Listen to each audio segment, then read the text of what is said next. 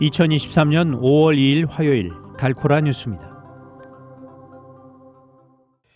오클라호마 시골 지역에서 지난달 30일 실종 신고가 접수된 10대 2명이 다음날 5구의 시신과 함께 발견됐습니다. 미국을 방문하는 외국인에 대한 코로나19 백신 접종 의무가 오는 11일로 종료됩니다. 북텍사스의 주거 임대료가 1년 전보다 약간 하락했지만 하락폭은 미국 내 다른 대도시들보다 훨씬 뒤처져 있습니다. 일리노이 중부에 모래 폭풍이 덮치면서 고속도로에서 90중 추돌 사고가 나 최소 6명이 숨지고 30여 명이 부상당했습니다.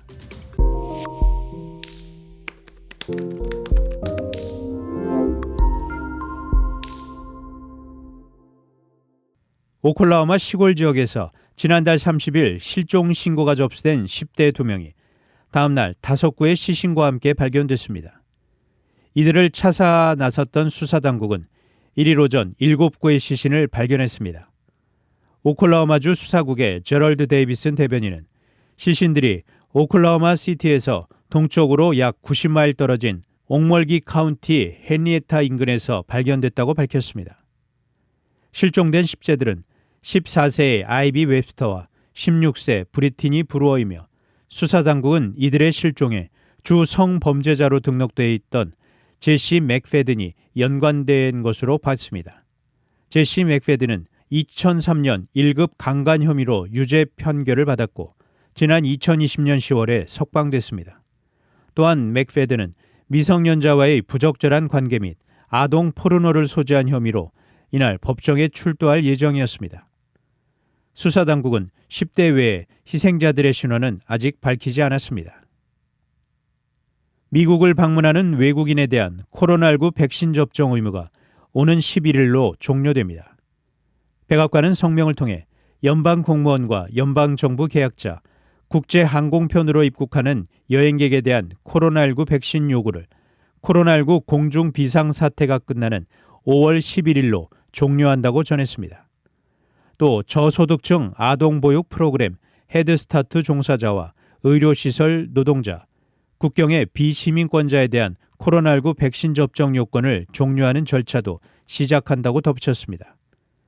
이와 관련해 연방국토안보국은 오는 12일부터 육로나 배로 미국에 입국하는 외국인 여행객에게 코로나19 백신 접종 증명서를 요구하지 않는다고 발표했습니다.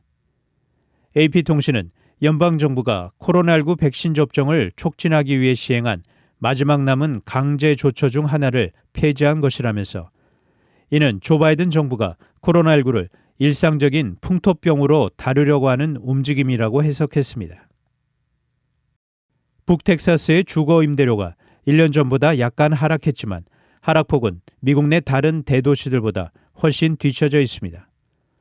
리얼터닷컴의 새 보고서에 따르면 DFW 지역의 지난 3월 평균 주거 임대료는 $1,502로 전년 동월 대비 1% 하락했습니다.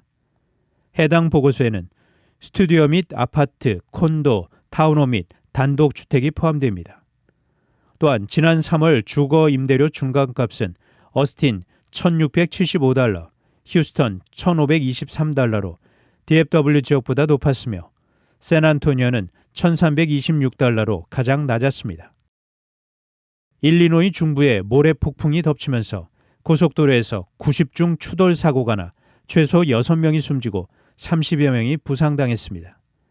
사고는 어제 오전 11시경 일리노이 주도 스프링필드와 미주리주 세인트루이스를 잇는 55번 주간 고속도로에서 발생했습니다. 현지 경찰 관계자는 많게는 90대의 차량이 추돌 또는 충돌했다면서 고속도로 2마일에 걸쳐 사고 차량이 이리저리 흩어졌다고 말했습니다.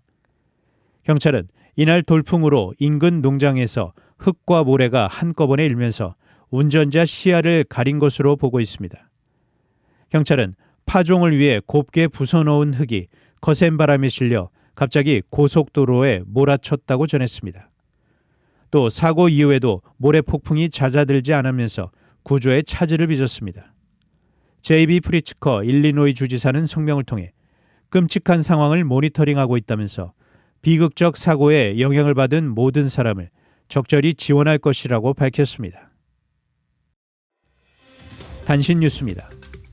더불어민주당 2021년 전당대회 돈봉투 의혹 핵심 피의자로 지목된 송영길 전 대표가 2일 검찰에 잦은 출두했으나 조사를 받지 못한 채 돌아섰습니다.